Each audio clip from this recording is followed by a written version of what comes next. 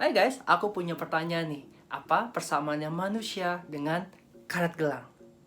Karet gelang ini biasanya kita pakai buat bungkus plastik makanan atau buat ngikat rambut cewek.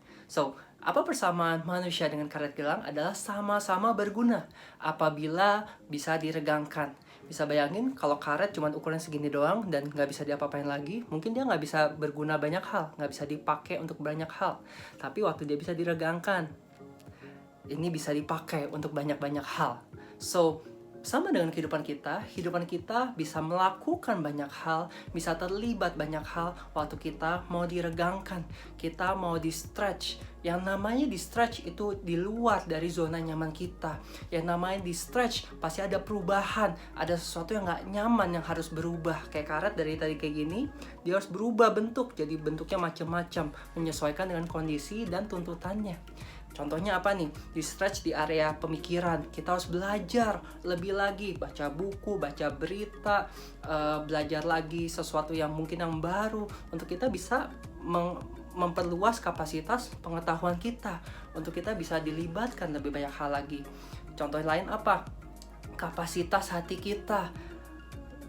Kita ketemu orang yang menyenangkan, ketemu orang yang bisa bikin kita ketawa, ketemu orang yang betein, ketemu orang yang bisa bikin kita marah, yang ngomongin kita di belakang, bahkan bisa fitnah, ngomongin kita yang jelek-jelek. Kita bisa ketemu dengan banyak hal, dengan orang-orang yang kayak gini. Tapi waktu kita punya respon yang tepat terhadap orang-orang kayak gini, itu memperluas kapasitas hati kita. So, teman-teman, kalau kita mau hidup kita sukses, terlibat banyak hal, dipercaya banyak hal, expand kapasitas kita, kapasitas pemikiran kita, kapasitas perasaan kita atau karakter kita, dan jangan lupa kapasitas kerohanian kita. Cari Tuhan, doa, merenungkan firman, baca firman, karena itu akan memperluas kapasitas kita sehingga kita bisa nangkep banyak hal. Mungkin Tuhan mau ngomong tentang ide, kreativitas, kita tidak bisa dapat, kita nggak bisa dengar kalau kita tidak membangun kapasitas kerohanian kita.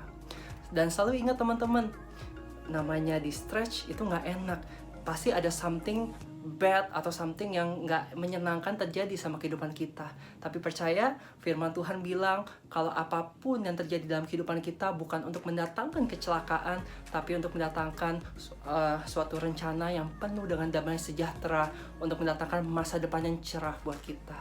Jadi, kalau kita ngalamin sesuatu yang sulit, responi dengan benar, karena itu menjadi suatu peluang buat kita bisa mengupgrade diri kita untuk di-stretch, sehingga Tuhan bisa taruh banyak hal dalam kehidupan kita. Tuhan bisa percayakan berkat-berkatnya Tuhan yang Dia janjikan di dalam kehidupan kita, karena kita punya kehidupan yang mau untuk belajar, mau untuk dibentuk, mau untuk berubah.